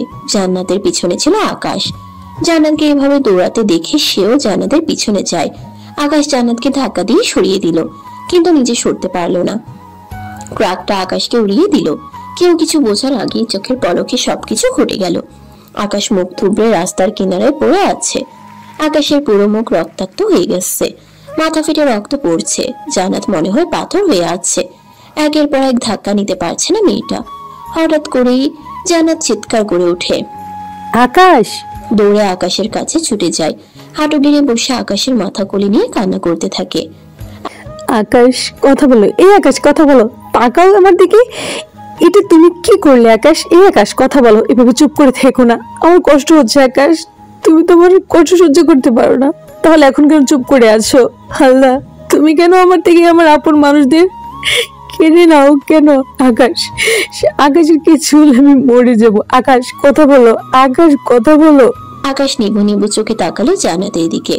রক্তমাখা হাত জান্নাতের গালে রেখে বলল, আমি তো তোকে খুব ভালোবাসি রে পুচকি, খুব ভালোবাসি। এই জন্মে তোকে আমল করে পাওয়া হলো না। আল্লাহ কেন আমার থেকে তোরে কেড়ে নিল? আমি যে তোকে ছাড়া বাঁচতে পারছি না। চুপ করো তোমরা, কিচ্ছু হবে না, আমি হতে দেব না। আজ না বলার কখনো বলা হবে না। নিজের খেয়াল রাখিস, কখনো নিজেকে আঘাত করিস না। তোর কিছু হলে যে আমার কষ্ট হয়, মনে হয় আঘাতটা আমার লেগেছে। আমার আম্মুটাকে দেখে রাখিস প্লিজ। আকাশ তখন ঝাপসা। আকাশের চোখ ঝাপসা হয়ে আসছে। আস্তে আস্তে চোখ বুঝে নিল। জান্নাত আবারও চিৎকার করে উঠল, আকাশ কথা বলো, আমি তোকে খুব ভালোবাসি, প্লিজ আমাকে একা করে কোথাও যাস না। জান্নাতের মুখে ভালোবাসি কথাটা শুনে আকাশের ঠোঁটের হাসি ফুটে উঠল। আকাশ মনে মনে বলল, এখন আমার মৃত্যু হলেও কোনো আফসোস নেই। আমি না চাইতো আমার পুচকির ভালোবাসা পেয়ে গেছে। একটা আফসোস রয়ে গেল, তোকে আগলে রাখতে পারলাম না। কেউ আছেন? আমাকে একটু সাহায্য করুন না, ওকে হসপিটালে নিতে হবে। কেউ একটু সাহায্য করুন প্লিজ। রাজ পাগরুদ্ধ হয়ে গেছে। কি হয়ে গেল বুঝতে পারলো না। জান্নাতের মুখে আকাশকে ভালোবাসি কথাটা রাজের বুক ঝাঁসরা করে দিল মনে হলো। হঠাৎ করে রাজের বুকে ব্যথা শুরু হলো। তারপর আর কিছুই মনে নেই। রুষা চিৎকার করে উঠল, ভাইয়া! জান্নাত কি করবে বুঝতে পারছে না। একদিকে আকাশ, একদিকে রাজ। জান্নাত লোকের সাহায্য নিয়ে দুজনকে হসপিটালে নিয়ে গেল, সাথে রুষাও ছিল। আকাশকে ওটিতে নেওয়া হয়েছে, রাজকে কেবিনে শুয়ে দেওয়া হলো। ডক্টর দেখছে রাজকে। জান্নাত পাগল হয়ে গেছে। রুষা তার মাকে ফোন করে জানিয়ে দিয়েছে। জান্নাত ফোন বের করে শাওনকে ফোন দিয়ে হসপিটালে আসতে বলল। জান্নাতের গায়ে আকাশের রক্ত লেগে আছে। জান্নাত এখন আর কান্না করছে না, কেমন যেন চোখ মরে গেছে। রুষা পাইচারি করছে। একটু পর হন্তদন্ত হয়ে শাওন এলো, জান্নাতকে বলল, কি করে হলো এসব? জান্নাত সবকিছু খুলে বলল। শাওন ধপ করে জান্নাতের পাশে বসে পড়ল। আকাশের মাকে কি বলবে, কি জবাব দিবে, শাওনের মাথা কাজ করছে না। রাজের কেবিন থেকে ডক্টর বের হয়ে বলল, এনার বাড়ির লোককে? শাওন রুষা এগিয়ে গেল, বলল, জি বলুন। ওনার হাতে সমস্যা। আমি তো ওনাকে বলেছিলাম যত তাড়াতাড়ি সম্ভব হার্ট ট্রান্সফার করতে হবে, নয়তো বাঁচানো যাবে না। ওনার হৃদরোগ মারাত্মক পর্যায়ে পৌঁছে গেছে। হার্ট এতই ক্ষতিগ্রস্ত হয়েছে যে প্রতিস্থাপন ছাড়া উপায় নেই। যখন হৃদয় যন্ত্রণা পাম্প করার ক্ষমতা মারাত্মকভাবে কমে যায় এবং অন্যান্য চিকিৎসা যেমন ওষুধ, পেসমেকার বা ডিভাইস থেরাপি দিয়েও অবস্থার উন্নতি হয় না। তাই বলছিলাম যত দ্রুত পারেন হার্টের ব্যবস্থা করেন। রুষা আতঙ্ক হয়ে বলল, কি সব বলছেন? ঠিকই বলছি। আমি ওনার চিকিৎসা করছি বেশ কিছুদিন হলো। রুষা আতঙ্কিত হয়ে বলে উঠল। কথাটা শুনে সবার মাথায় যেন বাজ পড়ল। জান্নাত দাঁড়িয়ে থাকা থেকে পড়ে যেতে নিলে শাওন ধরে ফেললো। শাওন বলল, এখন কি করতে হবে ডক্টর? 48 ঘন্টার মধ্যে হাত জোগাড় করুন, নয়তো তাকে বাঁচানো যাবে না। কথাটা বলে ডক্টর চলে গেল। কিছুক্ষণ পর ওটি থেকে ডক্টর বের হলো। শাওন এগিয়ে গিয়ে বলল, ডক্টর আকাশ কেমন আছে? ডক্টর কিছুক্ষণ চুপ থেকে বলল, ওনার চোখ দুইটা নষ্ট হয়ে গেছে। ওনার চোখে কাঁচ ঢুকে গিয়েছিল, মাথায় খুব আঘাত পেয়েছে। 24 ঘন্টা না গেলে কিছুই বলতে পারছি না। জান্নাত আর নিতে পারলো না, ফ্লোরে পড়ে গিয়ে জ্ঞান হারিয়ে ফেললো। রুষা হাওমাও করে কান্না করে দিল। শাওন কথা বলার ভাষা হারিয়ে ফেলেছে। কে মরবে কে বাঁচবে সেটা আল্লাহ ভালো জানেন। শাওন জান্নাতকে কোলে তুলে বেডে শুয়ে দিল। শাওন ভালো করেই জানে জান্নাত এত কিছু নিতে পারছে না। একদিকে ভালোবাসা, অন্যদিকে হাজবেন্ড। জান্নাতকে ডক্টর দেখছে। শাওন কেবিন থেকে বের হয়ে আকাশের আম্মুকে ফোন দিয়ে আসতে বলল। রাজের মা এসে গেছে। রাজের মা কান্না করতে করতে বলল। শাওন এগিয়ে গিয়ে ওনাকে ধরে বসালো, বলল, আন্টি শান্ত হন প্লিজ, রাজ স্যার ঠিক হয়ে যাবে, আল্লাহর কাছে দোয়া করুন। রুষাকে ইশারাতে সামলাতে বলল। শাওন এগিয়ে গেল জান্নাতের কেবিনের সামনে। ডক্টর বের হয়ে বলল, ওনার কন্ডিশন ভালো না, কিছু টেস্ট দিচ্ছি, দ্রুত করিয়ে নিন। শাওন মাথা নাড়ালো। রাজ আর আকাশকে আইসিইউতে রাখা হয়েছে। শাওন জান্নাতের সব টেস্ট করিয়ে নিল। রিপোর্ট দিবে 2-3 ঘন্টা পরে। আকাশের মা শাওনের কাছে এসে বলে, খেয়ে তো যা। শাওন হাসপাতালে কেন আসতে বললো? কার কি হয়েছে? আমার আকাশ ঠিক আছে তো? শাওন কি বলবে বুঝতে পারছে না, চুপ করে আছে। আকাশের মা একটু জোরেই বলে উঠল, কি হলো? চুপ করে আছো কেন? শাওন মাথা নিচু করেই সব বলল। আকাশের মা চিৎকার করে উঠল। আকাশের কাছে যাওয়ার জন্য পাগলামি শুরু করে দিয়েছে। শাওন তাকে ধরে রাখতে পারছে না, কি বলে সান্ত্বনা দিবে জানা নেই শাওনের। আকাশের আম্মু সেন্সলেস হয়ে পড়ে যেতে নিলে শাওন ধরে ফেললো। এটা হওয়ারই বাকি ছিল। তাকেও কেবিনে নিয়ে শুয়ে দিল। ডক্টর তাকে ঘুমের ইনজেকশন দিয়ে দিল। শাওন ধপ করে বসে পড়ল। আমি এখন কি করব? কি করা উচিত? আল্লাহ তুমি আমাকে বলে দাও, আমি কি করে সবটা সামাল দেব। 2 ঘন্টা পর জান্নাতের জ্ঞান ফিরে এলো।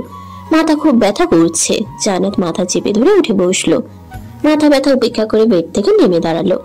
জান্নাত অনুভব করলো নাক দিয়ে কি যেন বিড়বিড় করছে। হাতে নিয়ে দেখলো রক্ত। জান্নাত হাসলো, মনে মনে বলল, তোর সময় শেষ হয়ে এসেছে। আল্লাহ আর একটু সময় দাও আমাকে, আমি যেন আমার দায়িত্বটুকু পালন করে যেতে পারি। কথাগুলো বলে দুর্বল পায়ে ওয়াশরুমে চলে গেল। ফ্রেশ হয়ে এসে কেবিন থেকে বের হলো। তখনই কেউ বলে উঠল, আরে জান্নাত মামুনি যে, এখানে কি করছো? জান্নাত সামনে তাকিয়ে দেখে তার ডক্টর আঙ্কেল। জান্নাত তাকে বলল, আঙ্কেল আপনি এখানে? আমার একটু কাজ ছিল এই হাসপাতালে, তার জন্য এসেছি। কিন্তু তুমি এখানে কেন? আর তোমাকে এমন লাগছে কেন? জান্নাত সবকিছু বলল। সব শুনে ডক্টর অবাক হয়ে বলল, এত কিছু ঘটে গেছে, আমাকে আগে বলনি কেন? আর তুমি তো আর আমার কাছেও গেলে না। তখনই একজন নার্স এসে বলল, এখানে জান্নাতের বাড়ির লোককে ডাক্তার রশিদ আপনাকে ডাকে। জান্নাত মাথা নাড়ালো। জান্নাতের সাথে তার ডক্টর আঙ্কেল পলাশ সাহেবও গেলেন। পলাশকে দেখে ডক্টর রশিদ উঠে দাঁড়িয়ে সালাম দিল, কারণ ডক্টর পলাশ রশিদের সিনিয়র। কেমন আছেন স্যার? আলহামদুলিল্লাহ ভালো, তোমার কি খবর? এই তো চলছে। এনাকে চেনেন? চিনি, আমারই পেশেন্ট। তাহলে তো আপনি ভালো করে জানেন ওনার অবস্থা। জানি, বাট কিছু করার নাই, সবকিছু হাতের বাইরে চলে গেছে। জান্নাত কিছু বলল না, সে জানে তার হাতে সময় খুব কম। জান্নাতের ব্রেন টিউমার, এটা আজ থেকে নয় আরো 6 বছর আগের। একটা টিউমার 5 বছর হয়ে গেলে রোগীর বাঁচার চান্স থাকে 20%, কিন্তু জান্নাতের 6 বছর শেষ হতে চলল। জান্নাত 1 মাস আগে মাথা ব্যথা, মুখ দিয়ে রক্ত আসার কারণে ডক্টর পলাশের কাছে যায়। ডক্টর তাকে অনেকগুলো টেস্ট দেয়, তখন জানতে পারে এত কিছু।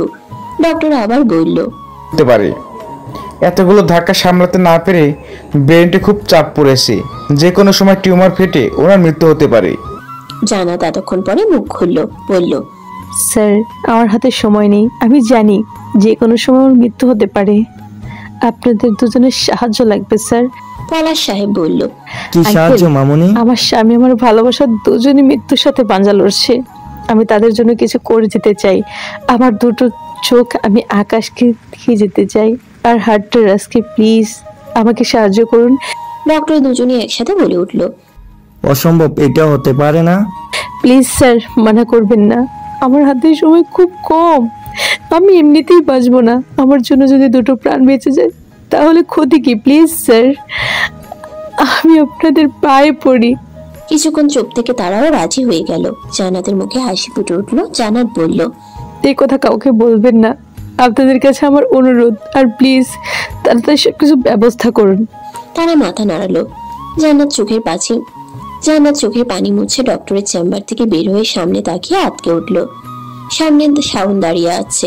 শাওন জান্নাতের রিপোর্টের ব্যাপারে জানতে এসেছিল, কিন্তু এখানে এসে এত কিছু শুনবে সে কল্পনাও করেনি সেটা।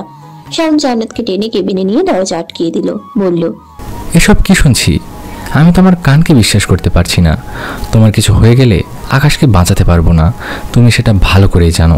তারপরেও এত বড় সিদ্ধান্ত কি করে নিলে তুমি? Answer me. জান্নাত ঢুকরে কেঁদে উঠল। শাওন জান্নাতের রোগের কথা শুনেনি হয়তো। জান্নাত সবকিছু বলল। সব শুনে শাওন আর নিজেকে ধরে রাখতে পারলো না, জান্নাতকে জড়িয়ে ধরে হাওমাও করে কেঁদে দিল।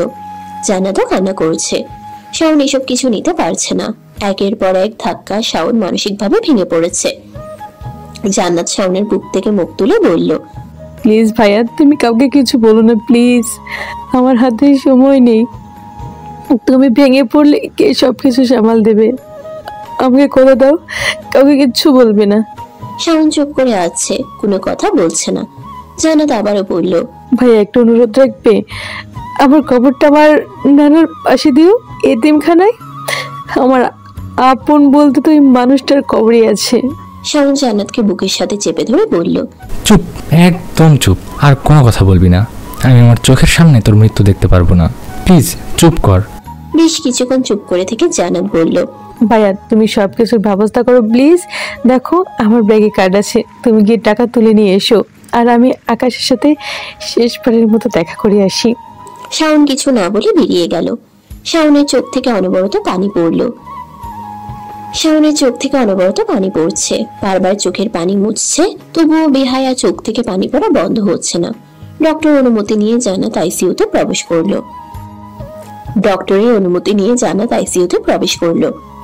এক বেডে রাজ শুয়ে আছে, তো অন্য বেডে আকাশ, পাশাপাশি দুজন শুয়ে আছে। দুজনের মুখে অক্সিজেন মাস্ক লাগানো। জান্নাত এগিয়ে গেল রাজের দিকে। রাজের পাশে চেয়ারে বসে রাজের হাতটা ধরলো, তারপর বলতে শুরু করলো, আপনি আমার স্বামী, আপনাকে এই মন থেকে কখনো ভালোবাসতে পারিনি, কিন্তু চেষ্টা করে গিয়েছি ভালোবাসার, কিন্তু পারিনি। আপনি যদি আমাকে ভালোবাসতেন তাহলে হয়তো আমি কখনো না কখনো আপনার মায়ের পড়েই যেতাম, কিন্তু সেটা হয়নি। অবহেলা ছাড়া কিছুই পাইনি। আমার অসুস্থতার সময় আপনি আমাকে যত্ন করেছেন, কিন্তু বিশ্বাস করুন আপনার এই যত্ন আমার প্রতি এত কেয়ার একটুও ভালো লাগতো না। যখন চাইতাম তখন তো অবহেলা ছাড়া কিছুই দেননি। হঠাৎ করে এত আদর যত্ন মেনে নিতে পারছিলাম না। আপনার এইসবে আমার কোনো অনুভূতি কাজ করতো না। কাজ করবে কি করে? যখন আমি জানতাম আমার মৃত্যু খুব কাছে, তখন এই লোক দেখানো ভালোবাসা আমার কাছে কোনো দামই ছিল না। তবুও আপনার প্রতি আমার একটা দায়িত্ব আছে, চাইলেও আমি সেটা এড়িয়ে যেতে পারি না। আমি আমার ভালোবাসার মানুষকে পাইনি, তাতে কি হয়েছে? আপনি যাতে আপনার ভালোবাসার মানুষকে পান। আমি জানি ভালোবাসার মানুষকে না পাওয়ার যন্ত্রণা কতটা ভয়ঙ্কর, মানুষকে মৃত্যু পর্যন্ত নিয়ে যেতে পারে। তার জন্য আমি আপনাকে আমার হার্টটাই দিয়ে গেলাম। এটা দয়া মনে করবেন না, আপনি আমার স্বামী আর স্ত্রী হিসেবে আমার দায়িত্ব আমি পালন করে গেলাম। অনেক বিরক্ত করেছি, পারলে মাফ করে দিবেন। আর আপনার নতুন জীবনের জন্য অনেক অনেক দোয়া শুভকামনা রইল। ভালো থাকবেন। কথাগুলো বলে রাজের হাতে চুমু খেল জান্নাত। নির্বাহে উঠে এসে আকাশের বেডের সামনে দাঁড়ালো। মাথায় ব্যান্ডেজ করা, মুখে অক্সিজেন মাস্ক লাগানো, হাতে স্যালাইন চলছে। চোখ দুটো ব্যান্ডেজ করা, হাতে পায়ে জায়গায় জায়গায় ব্যান্ডেজ করা। জান্নাতের চোখ থেকে পানি পড়ছে। আকাশের এমন অবস্থা দেখে নিজেকে সামলাতে পারছে না। জান্নাত শুকনো ঢোক গিলে মনে মনে বলল, হে আল্লাহ, তুমি আমাকে মাফ করে দিও। স্বামী থাকতেও অন্য পুরুষের জন্য মনের মধ্যে ভালোবাসা পুষে রাখা পাপ। আমি শেষবারের মতো আমি আমার ভালোবাসার মানুষটাকে জড়িয়ে ধরতে চাই। আমি জানি এটা পাপ, আজ আমি জেনে শুনে এই পাপ কাজটাই করতে চাই। তুমি আমাকে মাফ করে দিও আল্লাহ, মাফ করে দিও। জান্নাত আকাশের বুকে আস্তে করে মাথা রাখলো। আকাশ যাতে ব্যথা না পায় সেদিকে খেয়াল রেখেই জড়িয়ে ধরে বলতে শুরু করলো, আমি কি বলবো, কোথা থেকে শুরু করব বুঝতে পারছি না। আজকের পর থেকে তোমাকে আর দেখতে পাবো না। তুমি দেখবে, আমার চোখ দিয়ে তুমি পুরো পৃথিবী দেখবে। আমি তোমার মাঝে বেঁচে থাকবো, আমি তোমার মাঝে বেঁচে থাকতে চাই আকাশ। জানো আকাশ, তোমাকে অনেক কথা বলার ছিল কিন্তু বলতে পারলাম না। বাবা কথা দিয়েছিল, তার কথা রাখতেই বিয়েতে রাজি হয়েছিলাম। মাঝে মাঝে খুব আফসোস হয় কেন রাজি হয়েছিলাম, কেন তোমার সাথে আমার আগে দেখা হলো না। আজ যদি মনের কথাগুলো বলতে না পারি হয়তো মরেও শান্তি পাবো না। বাবা মাকে হারিয়ে আমি তোমাকে অনেক খুঁজেছি, পাইনি। প্রতিদিন তোমার আসার অপেক্ষা করতাম কিন্তু তুমি আসতে না। তোমার জন্য যখন পাগলামি করতাম তখন চাচি ধরে ধরে মারতো, তবুও তোমার কাছে যেতে চাইতাম, না খেয়ে থাকতাম, কিন্তু আমাকে কেউ তোমার কাছে যেতে দিত না। আস্তে আস্তে বড় হতে লাগলাম। বিকেল হলে বাড়ি থেকে লুকিয়ে আমি তোমার জন্য পার্কে অপেক্ষা করতাম রোজ। তুমি আমাকে এসে যদি না পাও, ফিরে যাও, তাই আগেই চলে যেতাম। কিন্তু তুমি কখনো আসনি। তোমার স্মৃতি আঁকড়ে ধরেই বড় হতে লাগলাম। কেউ আমাকে ভালোবাসেনি, কেউ আদর করে বুকে জড়িয়ে নেয়নি, কেউ খাইয়ে দেয়নি। এত না পাওয়ার মাঝেও একটু আশা ছিল কোনো একদিন তুমি ফিরবে। তুমি হয়তো জানো না, আমি রোজ বিকেলে একবার করে ওই পার্কে যেতাম তোমাকে খুঁজতে, কিন্তু প্রতিবারই আমাকে খালি হাতে ফিরে আসতে হতো। যেদিন তোমাকে ফিরে পেলাম তখন তোমাকে পাওয়ার যেমন আনন্দ হচ্ছিল, ঠিক তেমনই না পাওয়ার যন্ত্রণা হচ্ছিল। কিন্তু তখন তুমি কিছু বলতে পারিনি তোমার মুখের হাসিটা কেড়ে নিতে। সেদিন তোমাকে যখন সব বললাম তখন তুমি কিছু বলনি, জোর করে মুখে হাসি টেনে বাড়ি যেতে বলেছিলে। সেদিন আমি তোমার বুক ফাটা আর্তনাদ দেখেছিলাম। জানো, সেদিন মরে যেতে ইচ্ছে করছিল। আল্লাহ আমাকে যখন তোমার ভাগ্যে রাখিনি, তাহলে কেন তোমার সাথে আমার আবার দেখা করালো? আমার পরিচয় না জানলে তুমি হয়তো এত কষ্ট পেতে না। তুমি না বললেও আমি জানি আমাকে অন্য কারোর সাথে মানতে পারোনি। আমার সামনে হাসি মুখেও থাকলেও তোমার ভেতরে কি চলতো তা আমি ঠিকই অনুভব করতে পারতাম। মনে মনে আল্লাহর কাছে কত মৃত্যু কামনা করেছি, তার হিসেব নেই। আল্লাহ যে আমার কথা শুনবে তা কখনোই ভাবিনি। তোমাকে মন ভরে কখনোই দেখতে পারিনি। আর যখন একটা সুযোগ পেলাম তখন তোমার বুকে মাথা রাখার লোকটা সামলাতে পারলাম না। এই তোমাকে দেখতে পারবো, ছুতে পারবো, তোমার বুকে মাথা রাখতে পারবো, এটা তো আমার কল্পনাতেও ছিল না। মৃত্যুর আগে আমার না পাওয়া ইচ্ছেগুলো যে পূরণ হবে তা কখনোই ভাবিনি। আল্লাহ আমাকে সেই ব্যবস্থা করে দিছে। এখন আর আমার কোনো অভিযোগ নেই, কারণ আমি তোমার বুকে মাথা রাখতে পেরেছি। এটা আমার জন্য কতটা শান্তি তোমাকে বলে বোঝাতে পারবো না। ভালোবাসি আকাশ, খুব ভালোবাসি। আমার মনে তুমি ছাড়া কেউ নেই, আর না কখনো ছিল। যখন থেকে বুঝতে শিখেছি তখন থেকে শুধু তোমাকেই ভালোবেসেছি, আজও বাসি। আমি জানি তুমি আমাকে ছাড়া ভালো থাকতে পারবে না। আমরা যে এক একটা দুই দেহ ছিলাম, আমাকে ছাড়া তোমার বেঁচে থাকাটা অনেক কঠিন হয়ে পড়বে। তবুও তোমাকে বেঁচে থাকতে হবে ছোট মার জন্য। আল্লাহ তোমাকে যেন বাঁচিয়ে রাখে। পরজন্ম বলে যদি কোনো কিছু থেকে থাকে, সেই জন্মে আল্লাহ যেন তোমাকে আমার করে দেয়। জান্নাতের চোখ পানিতে আকাশের বুক ভেসে যাচ্ছে। আইসিইউর বাহিরে থেকে এই দৃশ্য দেখে শাওনা নিজেকে ঠিক রাখতে পারেনি, চোখ থেকে পানি পড়ছে। শাওন মনে মনে বলল, ইস, কি এমন হতো দুজনকে এক করে দিলে? ভাগ্য এত নিঠুর কেন? আল্লাহ কেন এই ভালোবাসার মানুষ দুটোকে আলাদা করে দিল? কেন দিল? এক করলে কি এমন ক্ষতি হতো? আমার যদি ক্ষমতা থাকতো তাহলে আমি আমার জীবনের বিনিময় হলেও এদেরকে এক করে দিতাম। আমি জানি আকাশ জান্নাতকে ছাড়া মরে যাবে। এতদিন চোখের দেখা হলেও দেখতে পেরেছে, কিন্তু আজকের পর থেকে সবটাই স্মৃতি। জান্নাত আকাশের বুক থেকে মাথা তুলে আকাশের মুখের দিকে তাকিয়ে রইল। জান্নাত এক সেকেন্ডের জন্য চোখের পলক ফেলছে না। আজকের পর থেকে তোমাকে দেখতে পাবো না, তাই একটু দেখে নিলাম। তোমাকে সারা জীবন দেখলেও যদি মন ভরবে না, বারবার মন চাইবে আর একটু দেখি, তবুও মন ভরবে না। জান্নাত আকাশের কপালে গভীর ভাবে ঠোঁট ছোঁয়ালো। কতটা সময় পার হয়ে গেছে জানা নেই জান্নাতের। হঠাৎ কাঁধে কারো হাতের স্পর্শ পেয়ে চমকে পিছনে ঘুরে তাকালো। শাওন দাঁড়িয়ে আছে। জান্নাত চোখ মুছে বলল, সব ব্যবস্থা করা শেষ? অপারেশন কয়টায় করবে? শাওন মলিন মুখে বলল, রাত 10টায়। শাওন মলিন মুখে জবাব দিল। জান্নাত আকাশের দিকে তাকিয়ে রইল কিছুক্ষণ, তারপর চলে গেল। শাওন আকাশের হাত ধরে বলল, আমি যা ভাবছি তাই হবে। আমি খুব ভালো করে জানি আজ আমি শুধু জান্নাতকে না, তোকেও হারাবো। কিন্তু আমি এটাও চাই না তুই জান্নাতকে ছাড়া তিলে তিলে শেষ হয়ে যা।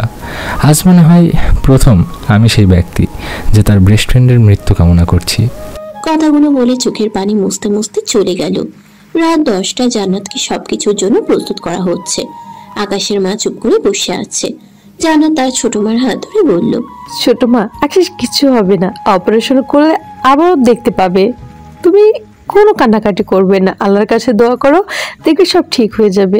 তোর কথায় যেন সত্যি হয় রে মা। ছোট মা, আমি তোমার কোলে একটু মাথা রাখি।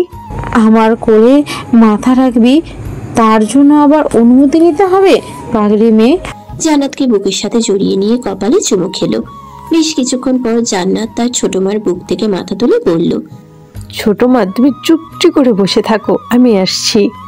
তুই আবার কোথায় যাস? বস আমার কাছে, একটু কাজ আছে। ততক্ষণ তুমি নিজের খেয়াল রেখো। তাড়াতাড়ি আসিস কিন্তু। জান্নাত মলিন হেসে মাথা নাড়ালো আর মনে মনে বলল, সরি ছোট মা, তোমাকে মিথ্যে কথা বলার জন্য। রাজের মা রুষা কেউ আর জান্নাতের খোঁজ করেনি। রাজের জন্য হাট পাওয়া গেছে এটা শুনেই তারা খুশি। শাওন এসব দেখে দূর থেকে তাচ্ছিল হাসলো। জান্নাত তো আর এগিয়ে যায়নি তাদের হাসি নষ্ট করার জন্য। জান্নাতকে উটিতে নেওয়া হয়েছে। জান্নাতের চোখের কার্নিশ পেয়ে এক ফোঁটা পানি গড়িয়ে পড়ল। মনে মনে বলল, এই জন্মে তো আর তোমাকে পাওয়া হলো না, পরের জন্মে আবার আমার হয়ে এসো। জান্নাতের চোখ বন্ধ হয়ে আসছে। আকাশের সাথে কাটানো মুহূর্তগুলো চোখের সামনে ভেসে উঠছে।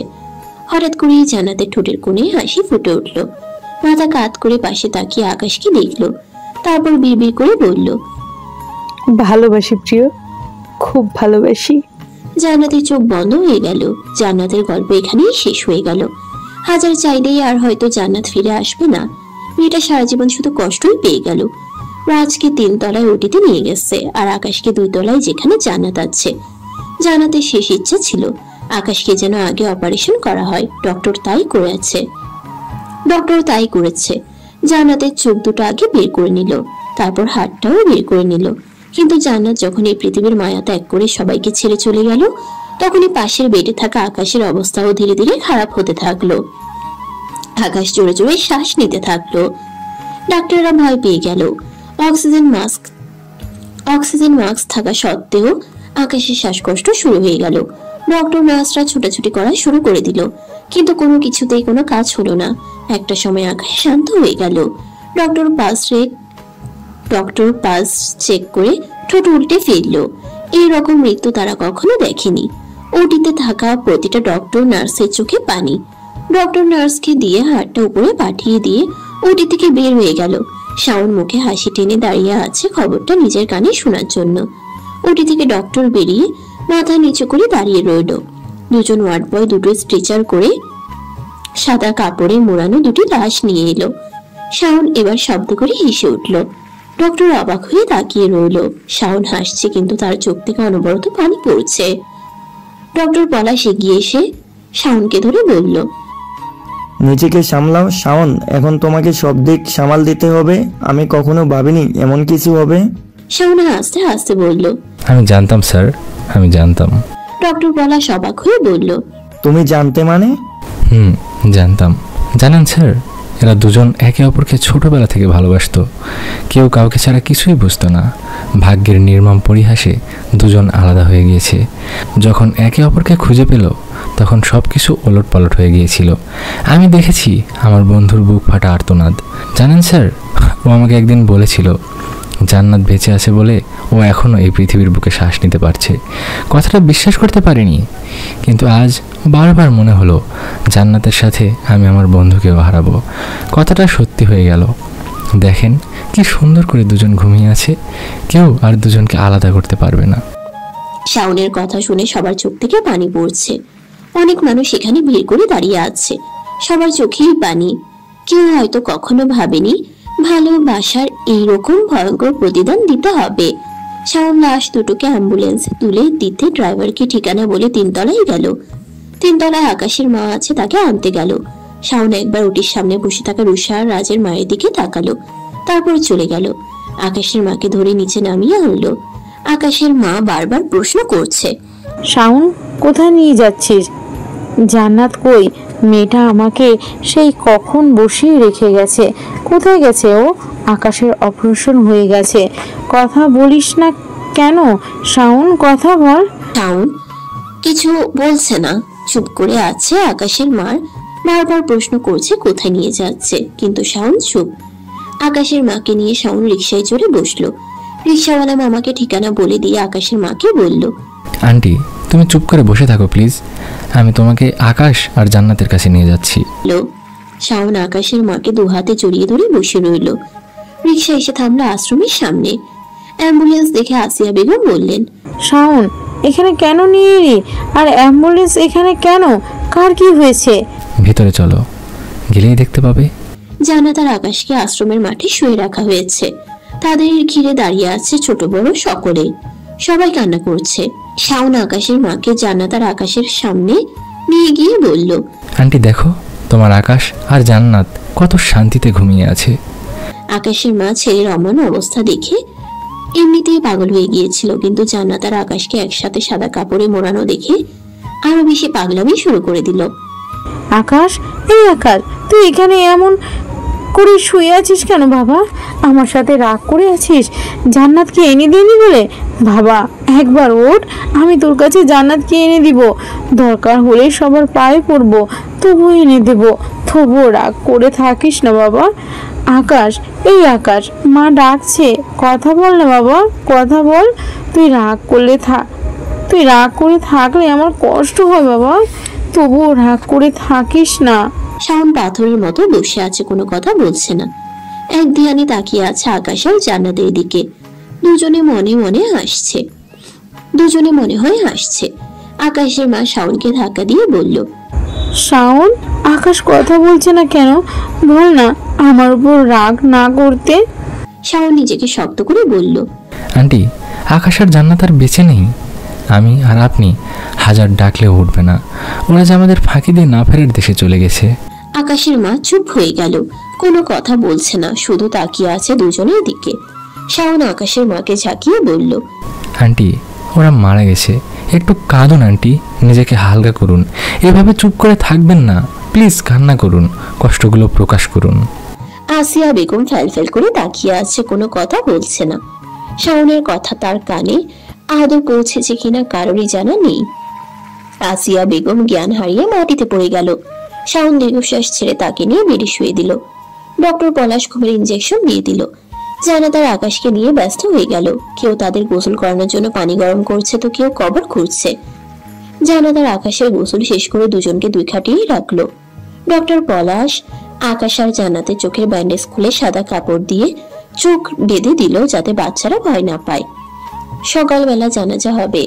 জান্নাত আর আকাশকে ঘিরে সবাই বসে রইল। অন্যদিকে রাজের অপারেশন সাকসেসফুল হয়েছে।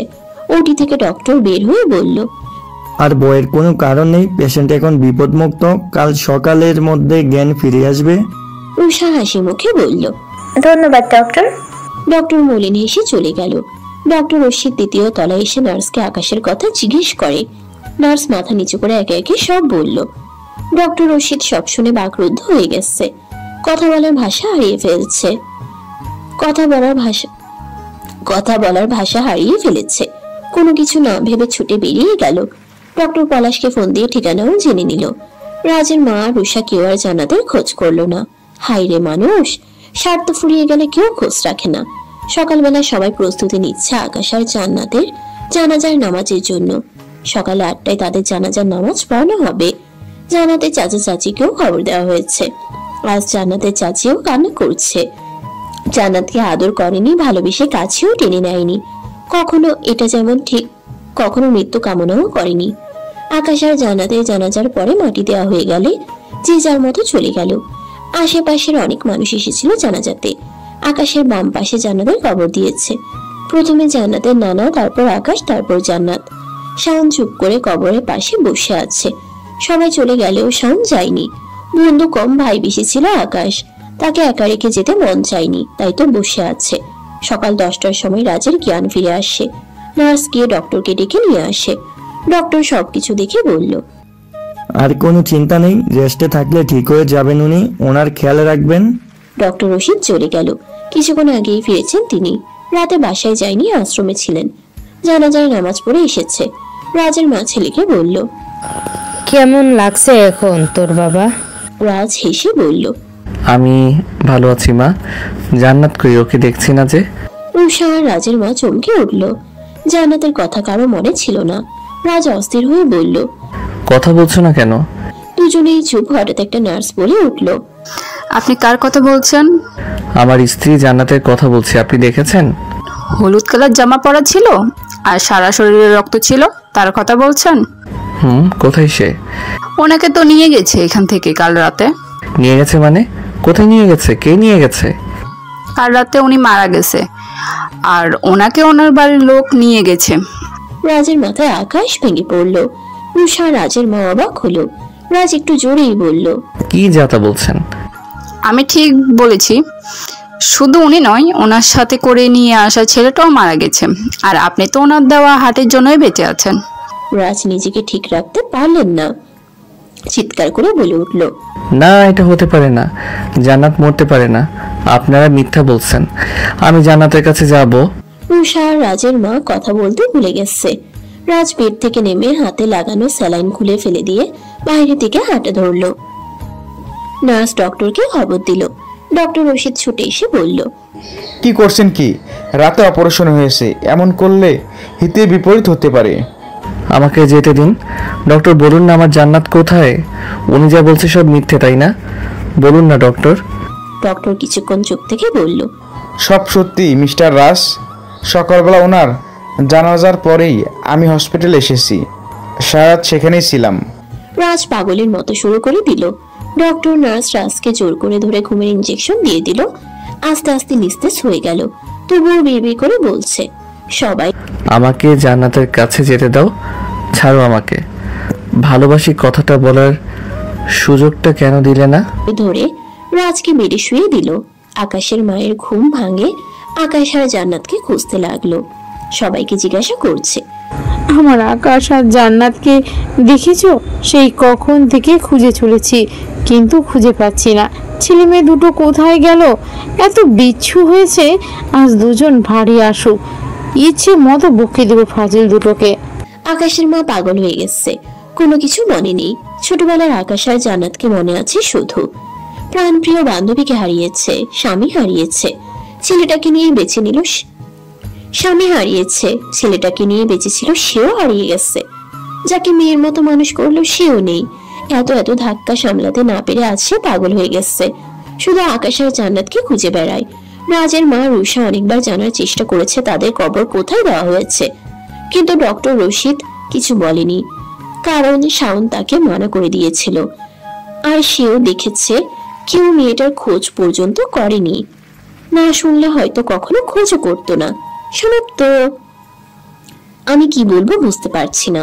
আকাশ আর জান্নাতের জন্য সবাই দোয়া করবেন, ও পারে যেন ওরা ভালো থাকে। আকাশ আর জান্নাতকে খুব মিস করব।